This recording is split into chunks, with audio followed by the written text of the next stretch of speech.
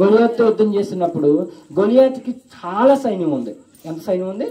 గొలియాతుకి చాలా సైన్యం ఉంది. అలాగని సౌలు సైన్యం కూడా చిన్నదేం కాదు. సౌలు రాజు గారికి కూడా ఏముంది? సైన్యం ఉంది. కానీ ఈ ఈ దావీదు గారు ఆ గొలియాతును ఎదుర్కొనేటప్పుడు ఆయన అటువైపు ఉన్న సైన్యాన్ని కానీ ఇటువైపు ఉన్న సైన్యాన్ని కానీ పట్టించుకోలేదు. ఏం పట్టించుకోలేదు? అటువైపు ఎంత సైన్యం ఉంది, ఎవరి వైపు, గొలియాతు వైపు ఎంత సైన్యం ఉందో పట్టించుకోలేదు. సౌలు సైడ్ ఎంత సైన్యం ఉందో పట్టించుకోలేదు. అక్కడ ఎంతమంది ఉన్నారో కూడా లెక్క పెట్టలేదు. కానీ ఆయన యుద్ధానికి వెళ్ళినప్పుడు ఒక మాట వాడాడు. అక్కడ ఏం మాట వాడాడంటే, నా దేవుడైన యెహోవా నామం మీద నీకు యుద్ధానికి వస్తున్నాను. దేనితో వస్తున్నాను? నా దేవుడైన యెహోవా నామంలో నీ మీదకి నేను యుద్ధానికి వస్తున్నాను. నా దగ్గర కత్తి లేదు, నా దగ్గర ఈటి లేదు, నా దగ్గర బలుసు లేదు, ఏమీ లేదు. కానీ నా దగ్గర ఒకటే ఒకటి ఉంది. ఏముంది? అది యెహోవా నామం అని చెప్పి ఆయన మీదకి గొలియాతు మీదకి యుద్ధానికి వెళ్తే అక్కడికక్కడ గొలియాతుని చంపేశాడు. ఇప్పుడు ఇతను ఏమయ్యాడు? రాజు అయ్యాడు. రాజు అయిన తర్వాత వేరే రాజుతో యుద్ధానికి దిగుతున్నాడు. ఎవరు? దావీదు గారు. ఇప్పుడు ఏం చేస్తున్నాడు తెలుసా? ఆయన సైన్యాధిపతి ఒకడు ఉంటాడు. వాడిని పిలిచి, మన సైన్యంలో యుద్ధం చేసే యోధులు ఎంతమంది ఉన్నారో లెక్క పెట్టు. ఏంటి? యుద్ధం చేసే యోధులు ఎంతమంది ఉన్నారో లెక్క పెట్టు, వాళ్ళతో పాటు మనం వెళ్ళి యుద్ధము చేస్తాము అని చెప్పి దావీదు గారు ఏం చేశారంటే ఒక ప్లాన్ వేసాడు. అంటే ఇంతకుముందు ఎవరిని ఇది దేని కన్సిడర్ చేయలేదు? ఆయన జనాన్ని కన్సిడర్ చేయలేదు. అలాగే సైన్యాన్ని పట్టించుకోలేదు. ఆ జనం ఎంత ఉన్నారో పట్టించుకోలేదు. కానీ ఇప్పుడు ఏం చేస్తున్నాడు? ఎంతమంది ఉన్నారో జనం, మన దాంట్లో యుద్ధం చేయడానికి ఎంతమంది ఉన్నారో లెక్క పెట్టించు అని చెప్పి దేవుడికి వ్యతిరేకంగా పాపం చేశాడు. ఎవరు? దావీదు గారు. ఇంతకుముందు జనాలు ఎక్కట్లేదు. నేను ఒక్కడే ఉన్నాను, నా వెనకాల ఎవరు ఉన్నారు, నా దేవుడైన యెహోవా ఉన్నాడు అని ఒక్కడే యుద్ధానికి వెళ్ళాడు. ఇప్పుడే యుద్ధానికి వెళ్ళేటప్పుడు మందిని లెక్కెడుతున్నాడు, లేదా అతనికున్న సైన్యాన్ని లెక్కెడుతున్నాడు. అది చూసి దేవుడికి కోపం వచ్చిందంట. ఏంటి? దేవుడికి కోపం వచ్చి ఒక ప్రవక్తను పంపి, గాదు ప్రవక్తను పంపి ఏమన్నాడంటే, నీకు 3 ఆప్షన్లు ఇస్తున్నాను. ఎన్ని ఆప్షన్లు? 3 ఆప్షన్లు. నువ్వు ఏ పాపం చేశాడని అడిగితే జనాన్ని లెక్క పెట్టాడంట. 10వ వాక్యంలో చూడండి ఏముంది అక్కడ? జనసంఖ్యను చూసినకై దావీదు మనసు కట్టుకొనుగా అతడు నేను చేసిన పని వల్ల గొప్ప పాపము కట్టుకుంటుని. ఏం చేశాడంటే జనాన్ని లెక్క పెట్టాడు. నేను యుద్ధం చేయడానికి నా దగ్గర 300 మంది యోధులు ఉన్నారు, వాళ్ళతో నేను యుద్ధం చేసేస్తాను, నాకు దేవుడి నామము అవసరం లేదు. అది ఆయన చేసిన తప్పు. ఇంతకుముందు దేవుడి నామమే కావాలి, దేవుడి శక్తే కావాలి. ఇప్పుడు ఏమంటున్నాడు? నాకు దేవుడి నామం అవసరం లేదు, నా దగ్గర ఎంతమంది ఉన్నారు, యుద్ధం చేసే యోధులు ఉన్నారు, ఆ యోధులు నువ్వు లెక్క పెట్టుకున్నావు కాబట్టి నీ మీద నాకేమొచ్చిందంట? కోపం వచ్చిందని దేవుడని. అప్పుడు దేవుడు దావీదు గారి మీదకి 3 శిక్షలు పంపించాడు. ఎన్ని శిక్షలు? 3. అదే కూడా నువ్వే చూస్ చేసుకో, నేను ఏం చేయాలన్నదే. 7 సంవత్సరాలు నీ దేశంలో గొప్ప కరువు వస్తుందంట. ఏం కరువు? గొప్ప కరువు. ఎన్ని సంవత్సరాలు? 7 సంవత్సరాలు. అది కావాలా? Option A. Option B. పిల్లలు రాస్తున్నారు కదా? ఆప్షన్ బి ఏంటని అడిగితే 3 నెలల పాటు నీ శత్రువు నిన్ను తడుముతా ఉంటాడు. నువ్వు పారిపోతా ఉండాలి. వాడిని వెనకాల కత్తి పట్టుకుంటూ వస్తాడు, నువ్వు అక్కడికి ఆ కొండలోని, ఈ లోయల్లోని, ఆ చెట్లోని, ఆ పొట్టులోని దాక్కుంటూ తిరుగుతావా 3 నెలలు. ఎన్ని నెలలు? 3 నెలలు. ఆప్షన్ సి 3వ ఆప్షన్. 3 రోజుల పాటు మీ దేశం మీదకి కరువు తెగులు తెప్పించమంటావా? ఏం తెప్పించమంటావా? తెగులు అని చెప్పి 3 ఆప్షన్లు ఇచ్చి ఇప్పుడు దావీదు గారిని వదిలేశారు. దావీదు గారికి ఆయన ఏదో శిక్ష తీసుకుని ఇవ్వచ్చు కదా. ఎందుకంటే దావీదు గారు తెలివైన వాడని దేవుడికి తెలుసు. ఎందుకంటే ఎంత తెలివైన వాడంటే జనసంఖ్యను లెక్క పెట్టే ఎంత తెలివైన వాడు, జనసంఖ్యను లెక్కబెట్టి అంత తెలివైనడు కదా.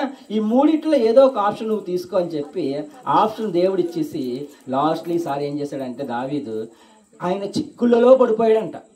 ఏది తెచ్చుకున్నా, ఏ ఆప్షన్ ఏ ఎంచుకున్నా నాశనమే, ఆప్షన్ బి ఎంచుకున్నా నాశనమే, ఆప్షన్ సి ఎంచుకున్నా నాశనమే. నేను ఎక్కడ పడిపోయా? దావీదు ఏమన్నా, నేను చిక్కుల్లో పడిపోయాను.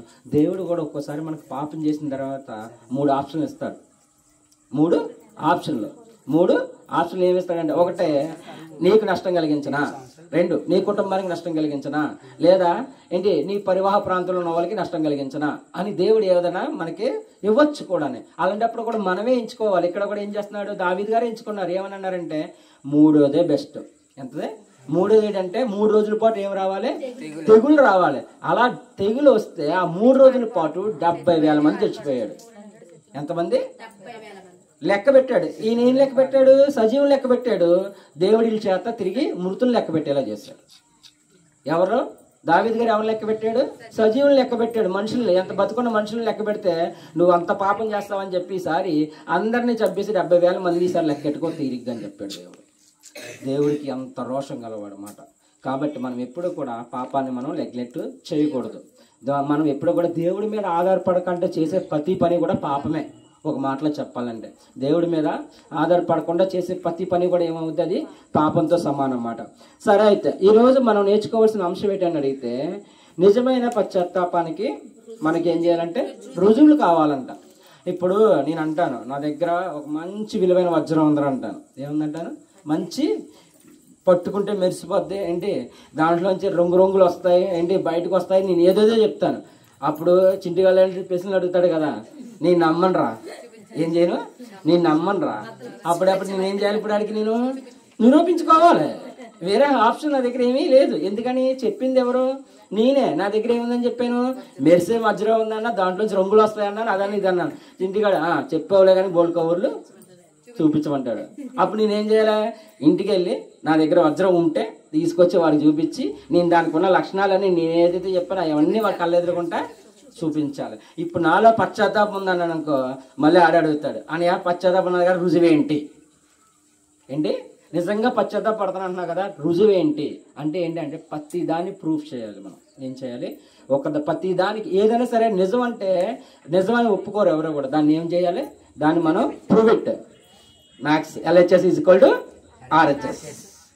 కాబట్టి ఖచ్చితంగా మనం ఏం చేయాలి? ప్రూవ్ చేయాలన్నమాట. ఇక్కడ కూడా నన్ను ఏమడుగుతున్నాడంటే దేవుడు నన్ను కూడా రుజువేంటి అని అడిగితే, ఇప్పుడు దేవుడు మన కాడ కొన్ని రుజువులు చూపించాలి. ఇప్పుడు మనం ఎవరికి? దేవుడికి చూపించాలి, మనుషులకి చూపించాలి. పశ్చాత్తాపం అనేది 2 రకాలు కదా. ఒకటి అంతరంగ పశ్చాత్తాపం, ఒకటి బాహ్యాంధ్ర పశ్చాత్తాపం. అంతరంగ పశ్చాత్తాపానికి దేవుడితో నేను చూపించాలి, బాహ్యాంధ్ర పశ్చాత్తాపానికి నేను ఎవరు చూపించాలి? మనుషులకు చూపించాలన్నమాట. ఈ విషయాలు మనం గుర్తుపెట్టుకోండి. మనం కొన్ని విషయాలు నేర్చుకొని ముందుకు వెళ్దాము. మనం ఫస్ట్ నుంచి ఇప్పటికి ఇది ఎన్నో రోజు? ఇది పశ్చాత్తాపం గురించి నేర్చుకున్నది మనకి ఇది 4వ రోజా? 4వ రోజు పశ్చాత్తాపం గురించి 4వ రోజు. మొదటి రోజు మనం ఏం నేర్చుకున్నామని అడిగితే పశ్చాత్తాపం అంటే ఏంటి, దాంట్లో రకాలు ఏంటో నేర్చుకున్నాం ఫస్ట్.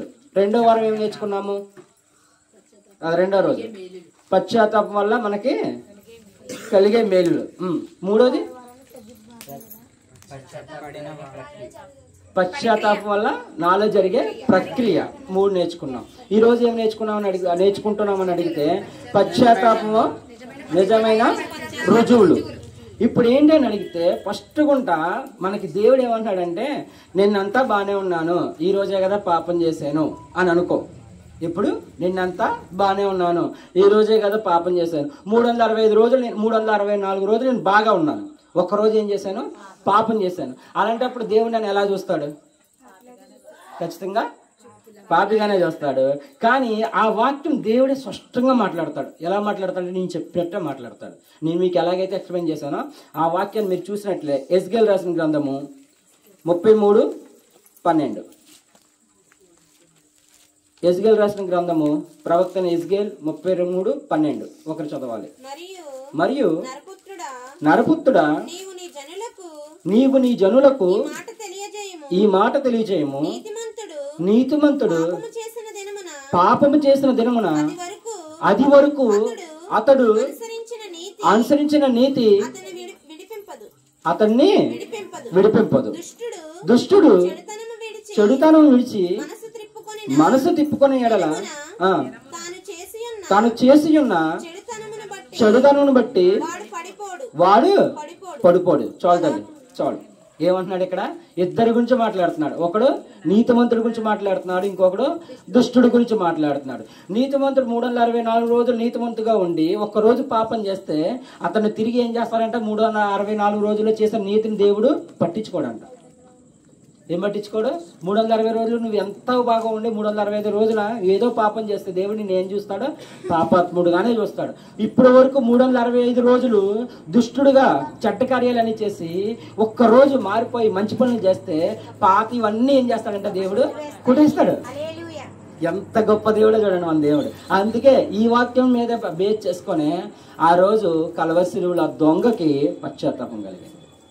ఆ దొంగకి ఎందుకు కలిగిందా అని ఆలోచిస్తే నేను నిజంగా ఈ వాక్యం నాకు బేస్ అయ్యింది అన్నమాట. ఎలాగని అడిగితే, నువ్వు అప్పటి వరకు దుష్కార్యాలు చేసి ఆ రోజు నువ్వు మనసు మార్చుకుంటే నేను ఏం చేస్తాను, నీ పాత దుష్కార్యాలన్నీ నేను మర్చిపోయి నిన్ను ఏం చేస్తాను, నూతనంగా నేను నిన్ను తీసుకుంటాను. అలాగే ఇప్పటి వరకు నేను మంచి కార్యాలు అన్నీ చేసి ఒక్క రోజులో నేను ఏం చేసి పాపం చేస్తే నేను ఏం చేస్తాను, పాపాత్ముడుగానే నేను కన్సిడర్ చేస్తానని చెప్పి దేవుడు మనతో మాట్లాడుతున్న మాట. కాబట్టి మనం ఒక్క పాపం చేసినా మనం మళ్ళీ ఎక్కడ పడతాము, వెళ్ళి పాపాత్మంలోనే పడతాము. నీతిమంతులుగా ఉండి ఒకేసారి ఒక పాపం చేసినా కానీ మనం ఎక్కడ పడతాము, పాపాత్మంలోనే పడతాము. కాబట్టి ఈ వాక్యాన్ని మనం జాగ్రత్తగా గుర్తుపెట్టుకోవాలి. యెజ్కేలు రాసిన గ్రంథము 33:12 అనేది ఖచ్చితంగా ఏం గుర్తుపెట్టుకోవాలంటే, ఇప్పుడు వరకు బాగానే ఉన్నాను కదా, ఇంక మీద నేను ఒక పాపం ఏం చేస్తున్నా చింటూ,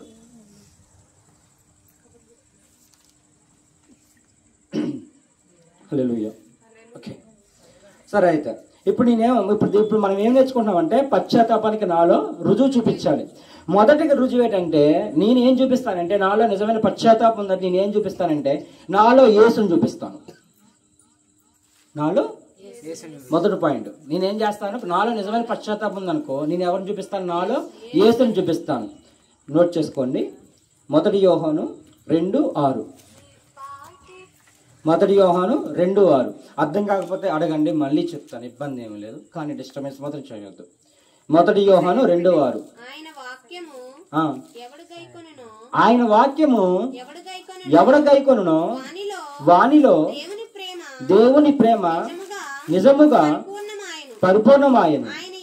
ఆయన యందు నిలిచి ఉన్నవాడని చెప్పుకొనివాడు ఆయన ఎలాగో నడుచుకొనును అలాగే తానును నడుచుకొన భద్రై ఉన్నాడు. చాల్సంతా ఏమన్నాడు ఇక్కడ, ఎవరైతే నేను యేసయ్యలో ఉన్నానో అని అనుకుంటారో వాళ్ళంటే ఏం చేయాలంట, ఆయన ఎలా నడుచుకున్నాడు మనగా 2 కాళ్ళతో నడుచుకున్నా అని చెప్తాడు, చింటిగాళ్ళు అంటాడు. అయితే కానీ అలా కాదు, ఎలా నడుచుకున్నాడు అని అడిగితే అక్కడ ఉన్న సందర్భాలు ఏంటి, ఒక సందర్భంలో యేసయ్య ఎలా నడుచుకున్నాడు, అదే సందర్భంలో నేను ఎలా నడుచుకుంటున్నాను. ఒక విగ్రహారం దగ్గరికి వెళ్ళినప్పుడు యేసయ్య ఎలా నడుచుకున్నాడు, నేను ఎలా నడుచుకుంటున్నాను. ఒక అమ్మాయిని చూసేటప్పుడు యేసయ్య ఎలా చూశాడు, నేను ఎలా చూస్తున్నాను. డబ్బుల విషయంలో యేసయ్య ఎలా ఉన్నాడు, నేను ఎలాగుంటున్నాను. నేను ఆయనలో ఉన్నానని చెప్పుకుంటూ ఆయనలా నేను బతకలేకపోతే నేను వేస్ట్ మాట. ఆయన అన్నాడు తెలుసా, నువ్వు నాలాగే ఉండాలి. ఎలా ఉండాలి, నాలాగే ఉండాలి, నాలాగే నువ్వు నడుచుకోవాలి, నాలాగే నువ్వు బతకాలి, నాలాగే నువ్వు జీవించాలి. నేను కూడా ఈ లోకంలో ఉన్నప్పుడు నా తండ్రిలాగా నేను ఎలాగైతే జీవించానో, మీరు కూడా ఈ లోకంలో ఉన్నప్పుడు మీ తండ్రి అయిన నాకులాగా మీరు ఏం చేయాలి, జీవించాలి. ఇప్పుడు నాలో పశ్చాత్తాపం ఉందనుకో, నిజమైన పశ్చాత్తాపం, నేను ఏం చేస్తానని అడిగితే యేసుని చూపిస్తాను. ఏం చూపిస్తాను, నా నడతలో యేసుని చూపిస్తాను, నా మాటలో యేసుని చూపిస్తాను, నా చూపులో నేను యేసుని చూపిస్తాను, నా ప్రతి కార్యంలో నేను ఏం చూపిస్తాను, యేసుని చూపిస్తాను. ఇది నాకు మొదట ప్రూఫ్, అంటే రుజువు. ఏం రుజువు, నేను నిజంగా పశ్చాత్తాపడ్డానని. నిజంగా నాకు ఈ కాన్సెప్ట్ అన్నీ ఒకలాగే ఉన్నాయి నిజంగా, కానీ దేవుడు ఏదో రకంగా నన్ను ప్రేరేపించి డిఫరెంట్గా ఆలోచించేలాగా నన్ను చేశాడు. కానీ అన్నీ కూడా ఒకటే టాపిక్, కానీ దేవుడు నిజంగా లీడింగ్ని బట్టి నేను ఆయన స్తుతిస్తున్నాను. ఇంకా చూద్దాము, మనం ఖచ్చితంగా ఏం చేయాలని అడిగితే, మనము ఇందులోనే 1 యోహాను 4:17 కూడా చూడండి. మొదటి పాయింట్లోనే 1 యోహాను 4:17. తీర్పు దినమునందు మనకు ధైర్యం కలుగునట్లు దీని వలన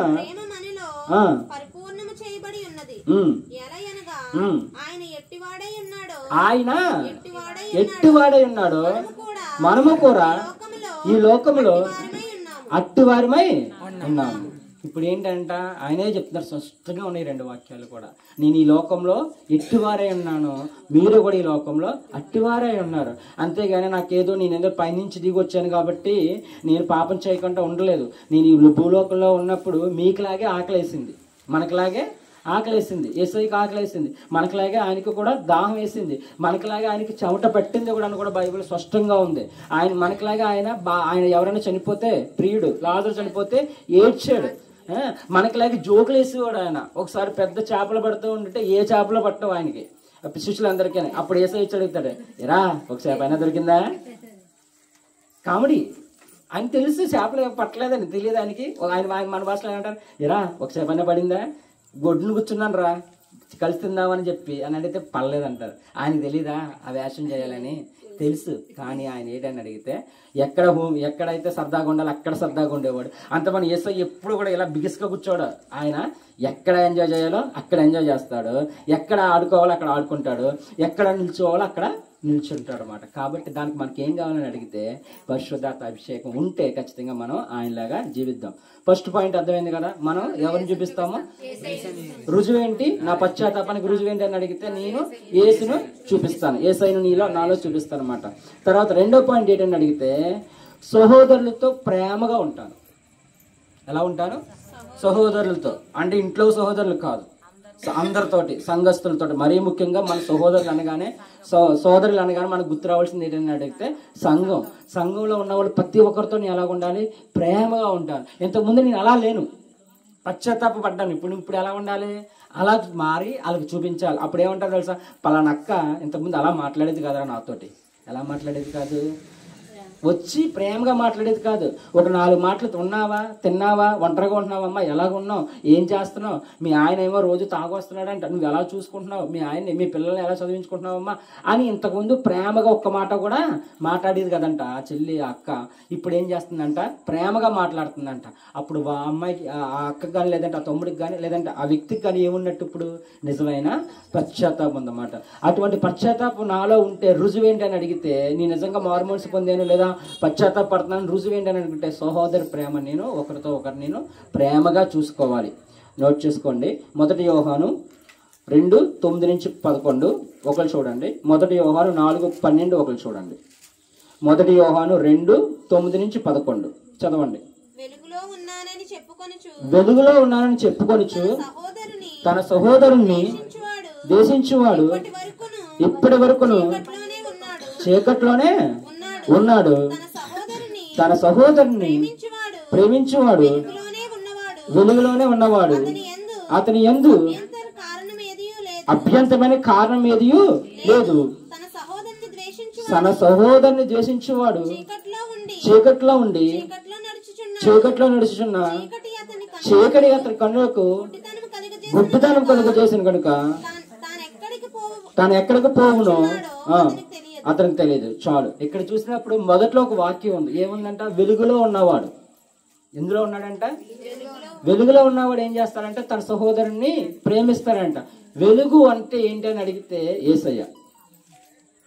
ఎవరు? యేసయ్య. నేనే చెప్పాడు, నేనే వెలుగు, నేనే జీవము, నేనే మార్గము, నేనే సత్యము. ఆయన అన్ని చెప్పిన కొటేషన్స్ అన్ని కూడా నేనే అని చెప్పాడు. ఇప్పుడు వెలుగు ఎవరు? యేసయ్య. ఇక్కడ వాక్యం ఏమని చెప్తుంది? ఎవరైతే వెలుగులో ఉంటారో, ఎవరు వెలుగులు అంటే అప్పుడు ఆ వాక్యం ప్రకారం ఎవరైతే క్రీస్తులో ఉంటారో, మాటలా చెప్పాలంటే ఎవరైతే క్రీస్తులో ఉంటారో వాళ్ళు ఖచ్చితంగా వాళ్ళ సహోదరుని ఏం చేయాలంట? ప్రేమించాలంట. నా సహోదరుని కానీ, నా అక్కని కానీ, నా చెల్లిని కానీ, నా సంఘంలో ఉన్న నా బిడ్డను కానీ నేను ఏం చేయాలి? ప్రేమించాలి. అలాగని చెప్పి నేను అతన్ని ప్రేమించలేదనుకో, నేను వెలుగులో ఉన్నానని చెప్పడం అది అబద్ధం. అక్కడేముంది? చీకటితో పోల్చాడు.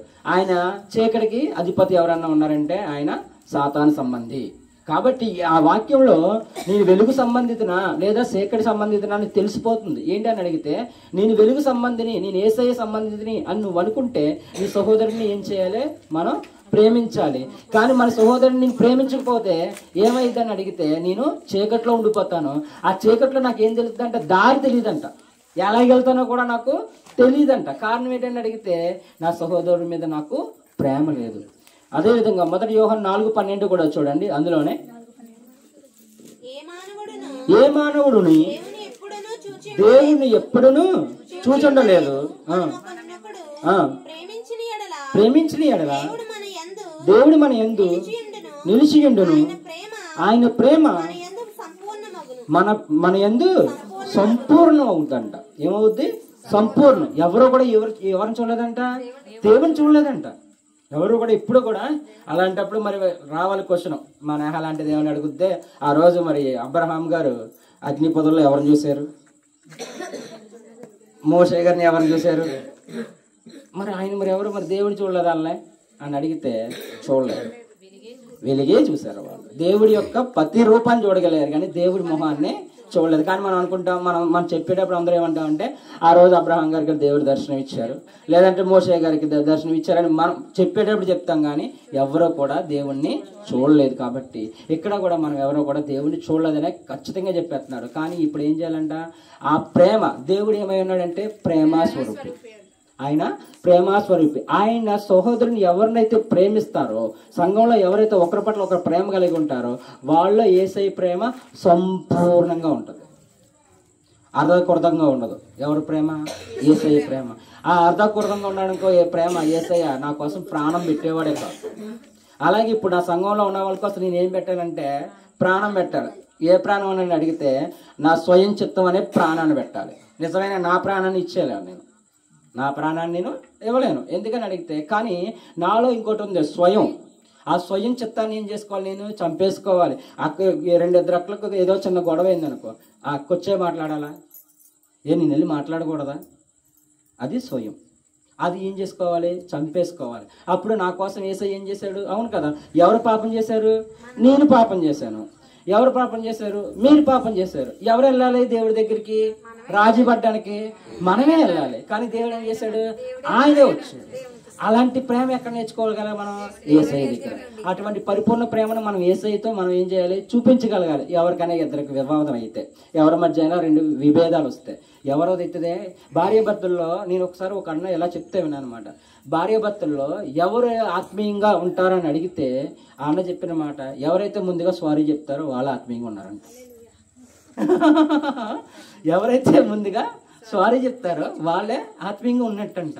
ఎంత బాగా చెప్పారు చూడండి. ఒక వర్డ్లో చాలా ఈజీగా చెప్పారు కదా ఆయన. ఏమన్నారంటే, ఇద్దరులో భార్యాభర్తలు ఇద్దరు ఉన్నారయ్యా, అందులో ఎవరు ఆత్మీయులని తెలియాలంటే ఏంటని అడిగితే, గొడవైనప్పుడు ఎవడు ముందుగా సారీ చెప్తాడో వాడే ఆత్మీయులనంట. అలాగా మనం కూడా ఏంటంటే రెడీగా ఉండాలి. దేనికంటే మనల్ని మనం తగ్గించుకోవడానికి. దేవుడు వచ్చింది మనకి తగ్గింపు నేర్పించడానికి. ఇక్కడ కూడా మనం ఏం చేయాలంటే మన సహోదరుని మనము ప్రేమించాలి. అప్పుడు నేనేం చేస్తాను, రుజువైద్ది. ఇంతకుముందు ఇలా ఉండేది కదా, ఈ అక్క నా మీద ఇంత ప్రేమ చూపించేది కాదు కదా అని ఒక రుజువు మనం ఏం చేయాలంటే ఐడెంటిఫై చేసి చూపించాలి. ఇది మనకి రెండో పాయింట్. మూడో పాయింట్ ఏంటంటే, దేవుడి వాక్యానికి నేను విధేయత చూపిస్తాను. దేనికి? మూడో పాయింట్ ఏంటని అడిగితే, దేవుడి వాక్యానికి నేను ఏం చూపిస్తాను? విధేయత. అది కూడా సంపూర్ణ విధేయత. ఏ విధేయత? సంపూర్ణ విధేయత. యేసయ్య కూడానే హెబ్రీ పత్రికలోనే ఎక్కడో ఒక మాట చెప్తారు. ఏం చెప్తారంటే, నేను శ్రమల ద్వారా విధేయతను నేర్చుకున్నాను. ఏం ద్వారా నేర్చుకున్నాడంటే ఆయన? శ్రమల ద్వారా నేను ఏం నేర్చుకున్నాను? విధేయత నేర్చుకున్నాను. దేని ద్వారా? శ్రమల ద్వారా. ఒక శ్రమ వచ్చింది, అప్పుడు దేవుడి చిత్తానికి నేను లోబడ్డవలసి వచ్చింది. అప్పుడు నేను ఏం నేర్చుకున్నాను? విధేయత నేర్చుకున్నాను. అంతేగాని నాకు పైనుంచి యేసయ్యకి విధేయత లేదు. తెలుసా మీకు? అది యేసయ్యకి విధేయత లేదు. ఎందుకని అడిగితే, ఆయన ఆజ్ఞాపించబడి ఆయన ఎవరికి విధేయత చూపించాలి? డిక్టేటర్ కదా ఆయన. ఆయన సర్వాధికారి. ఆయన చెప్తాడు, ఇంకొకరు చేయాలి. ఆయనకి ఎవరు చెప్తారు విధేయత చూపించడానికి? అంతే కదా. ఆయన తండ్రి కుమారుడు ఒకటే కదా. పైన ఉన్నప్పుడు తండ్రి కుమారుడు ఒకటే, కిందకు వచ్చినప్పుడు తండ్రి కుమారుడు పరిశుద్ధాత్మ ముగ్గురు ఒకటే. ఇప్పుడు యేసయ్యకి ఎవరు పని చెప్తారు? విధేయత ఎలా తెలుసుకుంటాడు ఆయన? పరలోకంలో విధేయత యేసయ్యకి లేదు. ఆయన ఇక్కడికి వచ్చిన తర్వాత ఆ బైబిల్ వాక్యం చాలా స్పష్టంగా ఉంది, కానీ రిఫరెన్స్ నాకు తెలియదు. నేను శ్రమల ద్వారా విధేయత నేర్చుకున్నాను. ఆయన కుమారుడికై తాను పొందిన శ్రమల వలన విధేయత. రిఫరెన్స్ చెప్పు.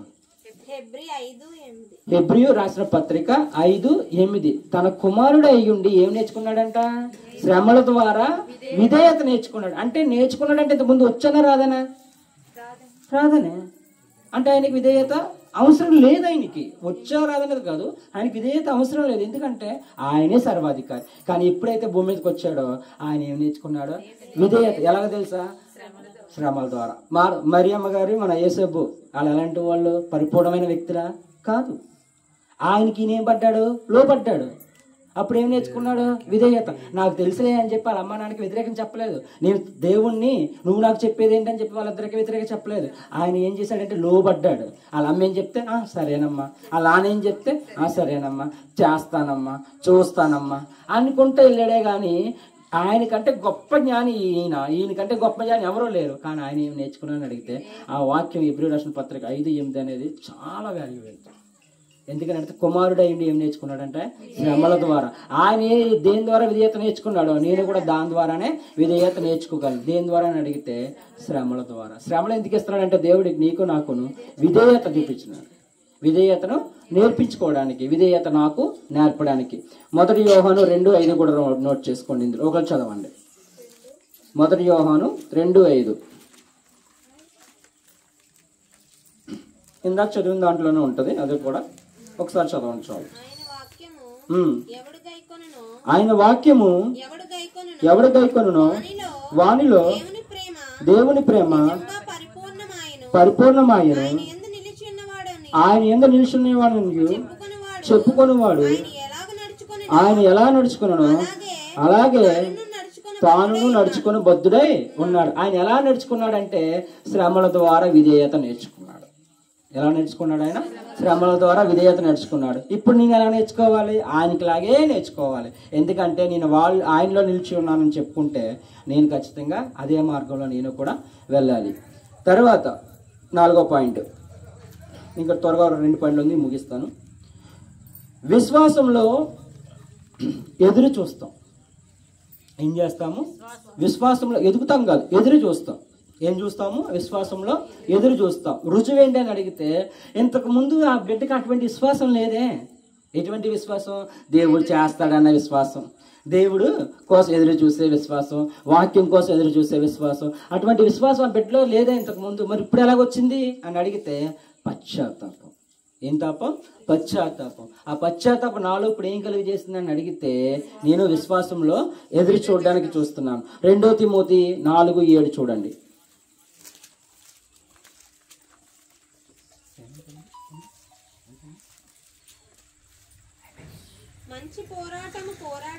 మంచి పోరాటం పోరాడితిని, నా పరుగు కడముట్టించదని విశ్వాసమును కాపాడుకొంటిని.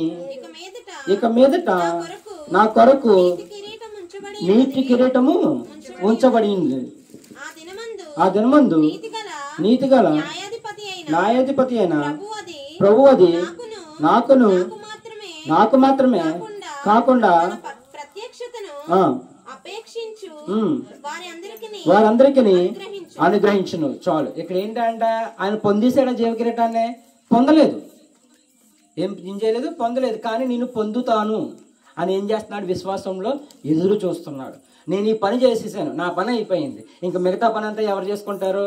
దేవుడే చేసుకుంటాడు అని చెప్పి ఆయన ఆ విశ్వాసంలో ఒక మంచి పోరాటం పాడారు. ఏం పోరాడాను? మంచి పోరాటం. పోరాటంలోని ఎవరైనా గెలిస్తే ఎంతమంది గెలుస్తారు? ఇప్పుడు ఆటల పోటీలు పెట్టామనుకోండి, దేనికి ప్రైజ్ ఇస్తారు? First prize, first second third, worst కేసులో 1 2 3, ఎంతకంటే ఎవరు కూడా ఇవ్వరు. కానీ ఇక్కడ ఏమన్నాడు ఆయన? అందరికేనంట. ఆ పోరాటంలో ఎంతమంది పోరాడతారో ఆ పోరాటంలో పోరాడి ఎవరైతే దేవుడి మహిమను అపేక్షించుకుంటారో వాళ్ళందరూ నాతో పాటు కూడా అన్నాడు ఆయన. ఎవరన్నాడు? నాతో పాటు కూడా. అంటే నేనే కాదు, ఈ పరుగు పందులు ఎంతమంది పరిగెడితే అంతమందికి కూడా ఫస్ట్ ప్రైజ్. ఒక ప్రైజ్ కాదు, ఒక్క ఫస్ట్ కాదు, ఎంతమంది పరిగెడితే అంతమందికి ఫస్ట్ ప్రైజ్ ఇస్తాడు. అది కూడా దేవుడు ఏమి ఇస్తాడంట? జీవ కిరీటాన్ని అందిస్తాడంట. అటువంటి విశ్వాసంలో మనం ఎదగాలి. చివరి పాయింట్ చెప్పి నేను ముగించేస్తున్నాను. ఆత్మీయ ఫలాలను చూస్తాము. ఏం చూస్తాము? ఆత్మీయ ఫలాలను మనం చూపిస్తాం మాట. ఇదిగో నా దగ్గర ఉంది వజ్రం ఉంది, ఇదిగో దాని యొక్క లక్షణాలను ఎలాగైతే చూపించానో ఇప్పుడు నా దగ్గరే ఉంది, పశ్చాత్తాపం ఉంది, దాని తగ్గ ఫలితాలు ఇవి అని చెప్పి నేను ఏం చూపిస్తానంటే ఆత్మీయ ఫలాలను నేను చూపిస్తాను. గలతీ రాసిన పత్రిక 5:22-23 అయిపోయింది. ఒక్కసారి చదివితే ముగించేసుకుందాం. గలతీ రాసిన పత్రిక 5:22-23. అయితే ఆత్మఫలం అనగా ప్రేమ, సంతోషం, సమాధానము, దీర్ఘశాంతము, దయాత్మత్వము, మంచితనము, ఆశా నిగ్రహము, ఇట్టి వాటికి విరోధమైన నియమం ఏదియు లేదు. క్రీస్తు యేసు సంబంధులు శరీరమును దాని ఇచ్చలతోనూ దురాశలతోనూ సిలువ వేసి ఉన్నారు. మనము ఆత్మను అనుసరించి జీవించు వారమైతే ఆత్మానుసరించి క్రమముగా నడుచుకుందాము. ఒకరినొకరు విభేదమునకు రేపకయు ఒకరి యందు ఒకరు అసూయ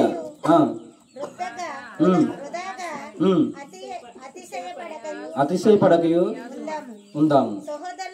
సహోదరులారా, చాలక్క అయిపోయింది. ఓకేనా? ఈ అధ్యాయంలో 5:22-23 చూసామంటే ఆత్మ ఫలాలు ఏముంటాయి? ఆత్మ ఫలాలు. నేను ఫలించాను అని చెప్పాలంటే నాకు ఏమైనా ఉండాలి? ఆత్మ ఫలాలు ఉండాలి. అందులో చాలా ఉంటాయి.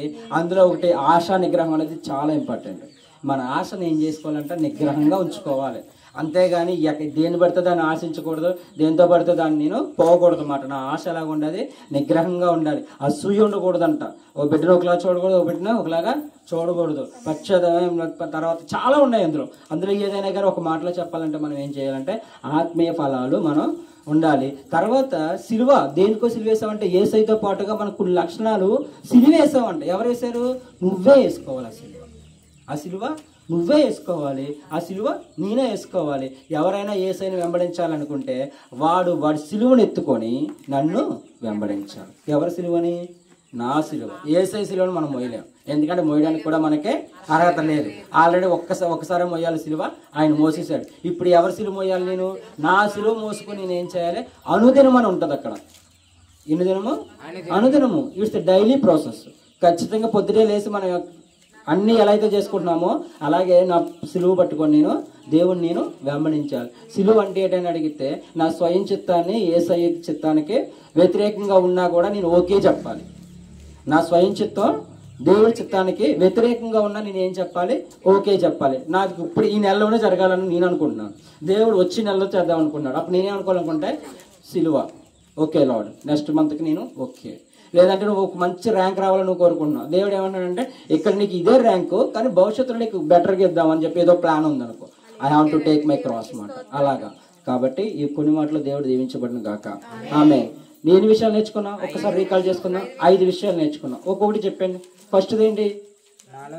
నాలో యేసుని చూపిస్తాను. ఒకటి. రెండోది సహోదరుని నేను ప్రేమిస్తాను. మూడోది దేవుడి వాక్యానికి నేను విధేయత చూపిస్తాను. 3. 4 విశ్వాసంలో నేను ఎదురు చూస్తాను. 5 ఆత్మీయ ఫలాలను నేను ఫలిస్తాను. క్లారిటీగా ఉంది కదా? ఈ రోజుతో నా పార్ట్ కంప్లీటెడ్. రేపు నుంచి అన్నయ్య తీసుకుంటారు. ఇన్ని రోజులు నిజంగా నేను చెప్పినందుకు, దేవుడు నడిపించుకున్నందుకు, మీరు విన్నందుకు నేను నిజంగా చాలా హ్యాపీగా ఉన్నాను. మీరు నిజంగా అలా వెళ్ళకపోతే నేను ఎంత అలా ప్రిపేర్ అయ్యి వచ్చినా, దేవుడు అభిషేకం పొందుకున్నా కానీ అది కష్టంగా ఉన్నాను. కానీ నేనైతే బాగా స్ట్రగుల్ అయిపోయాను. నిజంగా చెప్తున్నాను, చాలా స్ట్రగుల్ అయిపోయాను. వర్క్ చేసుకొని మళ్ళీ దాంతోపాటు మహనీయ వచ్చింది. నా వర్క్ అంతా చెడగొడేస్తుంది. అది నేను కష్టపడి కూర్చుంటాను, అది ఏదో నొక్కేసి పోగొడేద్ది. మళ్ళీ మొదటి కంచి చేసుకుంటూ వస్తాను, మళ్ళీ పోగొడేద్ది. ఒక్క నిమిషం కూడా నన్ను విడిచేది ఉండదు. నేను ఎలా చూద్దాం అనుకున్నా కానీ వాళ్ళ అమ్మ దగ్గరికి కానీ ఇంకెవరి దగ్గరికి వెళ్ళదు. నేను ఉంటే నా దగ్గరే ఉంటుంది. ఇంక నా పక్కన కూర్చొని ఏ పెడితే నొక్కేస్తుంది. వర్క్ అంతా పోద్ది. 6 గంటలకేమో మళ్ళీ నేను వాక్యం తీసుకోవడానికి నేను ఖచ్చితంగా ఉండాలి. ఆ పిల్లకి కూడా హెల్త్ బాగలేదు, బాగా ప్రేయర్ చేయండి. తన బ్లడ్ అంతా ఇన్ఫెక్షన్ అయిపోయిందంట. ఇప్పుడు కోర్స్ వాడుతాం. ఆ రోజు ఇక్కడ ఆడుకున్న పాప ఇంక అదే ఆడుకోవడం. తర్వాత కానీ ఇంక ఆట లేదు, పాట లేదు. పాపం జ్వరం వచ్చేసి భయంకరంగా బాగా ఇబ్బంది పడుతుంది. ఇది చేతి నిండా సూదులు పెట్టారు. సూదులు పెట్టి అసలు దాంట్లో ఇంజక్షన్స్ పొద్దుట 2, సాయంత్రం 1, డైలీ 3 ఇంజక్షన్. అలాంటి 5 రోజులు 15 ఇంజక్షన్లు. ఎంత బాధగా ఉందంటే ఏడ్చేస్తుంది. ఇంజక్షన్ చేయించినప్పుడు నేనే చేపిస్తాను తీసుకెళ్ళి, కాబట్టి నాకు ఏడుపు వచ్చేస్తుంది. కాబట్టి ప్రార్థన చేయండి. దేవుడికి గొప్ప కార్యం చేశాడు, బాగా చేశాడు. దేవుడు కార్యమే చేశాడు. ఎందుకంటే ఇన్ఫెక్షన్ అని తీరిపోయింది, కానీ టైఫాయిడ్ కానీ మలేరియా కానీ దింపకుండా జస్ట్ బ్లడ్ ఇన్ఫెక్షన్ అని తీరిపోయింది. దేవుడి నామానికి మహిమ కలుగును గాక. మీరు వచ్చినందుకు నేను నిజంగా చాలా హ్యాపీగా. నేను చిన్నపిల్లలు అయినప్పటికీ మీతో పోల్చుకుంటే దేవుడు నన్ను వాడుకుంటూ మీతో మాట్లాడడానికి దేవుడు ఇచ్చిన కృపను బట్టి వందనాలు తెలియజేసుకున్నాను. చిన్న ప్రార్థన చేసుకుందాము. యేసయ్యా, నీకు వందనాలు తండ్రి. నీకు అనుమైన నామాన్ని బట్టి నీకు స్తోత్రాలు అయ్యా తండ్రి. మీరు మమ్మల్ని నడిపించిన రీతిని బట్టి మీకు వందనాలు.